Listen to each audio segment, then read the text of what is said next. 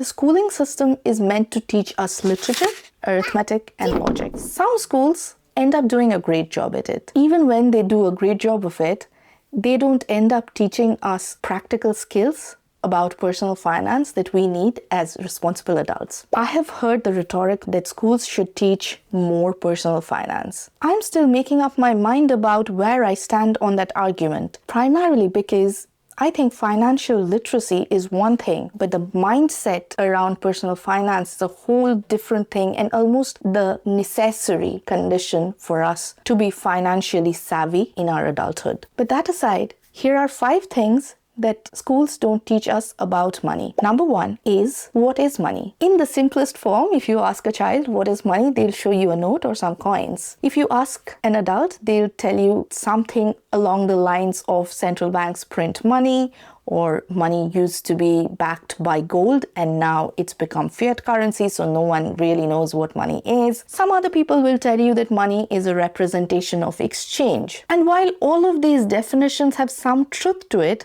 they don't really go to the core of what money is in its purest form. If you think about it, money is really a representation of value. Say you go thousands of years back and you are exchanging your rice for some cattle. You would do the exchange based on how much you value the rice versus how much you value the cattle. That is in essence what money is. Of course, there are forces of demand and supply in the market. For example, if you consider the poultry crisis that was going on in the UK a few months back, supermarkets were out of eggs. There was a shortage of eggs in the market and there was a huge demand for eggs, which means that the value of eggs went up for the people, which drove the price of the eggs up. But of course, we are on the internet talking about this stuff, and there are a lot of scam artists out here who are genius marketers and who will make you believe that the value of a certain thing is much higher than what it is to you. Consider the get-rich-quick schemes. That is not value, that is scam. And I just wanted to reiterate on this point because that is also something schools don't teach us. How do you spot scams? The next thing that schools don't teach us too much about is the production versus consumption equation. If you are interested in the production equation alone, go check out this video, which effectively is a nerdier version of what I'm just about to say. Economists consider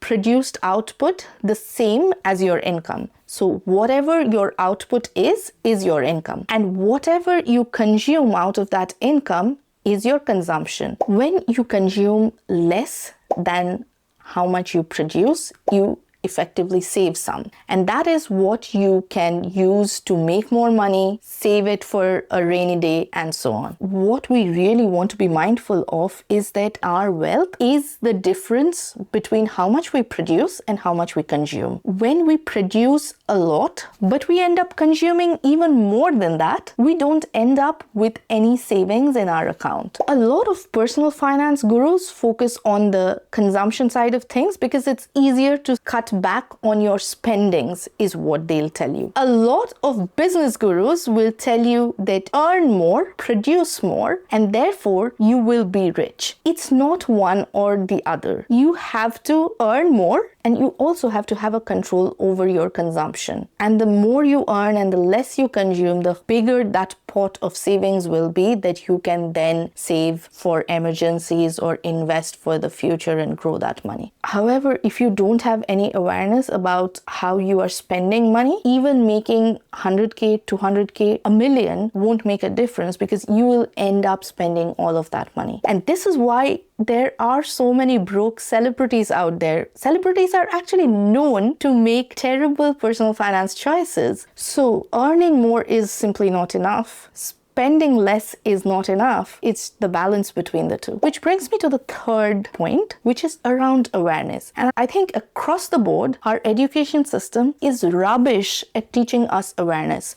Most of our education system is really based on developing the intellectual faculties, which are absolutely important, don't get me wrong. But if you don't have a level of awareness around what brings you joy, where is it that you are spending your money, what are your strengths, What are you really good at doing? Are you spending money to just keep up with your friends and relatives? Or are you spending money because you truly enjoy that? These things are rarely talked about in schools. And I personally think that awareness about your consumption is probably one of the best ways that you can start taking control of your money. So for example, if you realize that you bought this expensive perfume or this expensive handbag because all your friends had that handbag, you are not really operating from what brings you joy. No judgment though. I used to be that person. I used to buy expensive handbags because all my other friends had expensive handbags. And now that's all that I have, and I don't want to spend more money on buying new handbags. However, that I realized wasn't what was bringing me joy. What really brings me joy are the 10-pound incense sticks that no one else can smell, but I'll just light them on and sit in my room and I'll enjoy the smell. That is your awareness around your consumption. You don't just buy to make other people happy or to keep up with someone else. You choose to spend your money on things that you really value. And this goes back to that concept of treating money as a representation of value. If you don't value it, and if you really value it, you shouldn't be feeling guilty about spending top dollars on something that you really want. Obviously, provided you can afford it. And affordability is a whole different video. If you want that one, leave me a comment below and let me know if you have any questions around affordability. Awareness around your affordability, your consumption, your spending habits, what brings you joy in the moment, in the long run, what are your biggest values in life, actually really help you figure out your consumption equation. The next thing that schools don't teach us is how to produce by following your leverage. Yes, schools do teach us a lot of technical skills that we can take to the workplace and we can earn good money on the back of it. And I have made a lot of money selling my services for programming, for data analytics, for analysis, and so on. However, only you can tell what your own personal leverage is. It's not math, it's not data, it's not coding, it's not marketing. It is you who does it in one very specific way. And that is something that you want to be following. Think about the most famous YouTubers, MKBHD, Mr. Who's the Boss, Mr. Beast,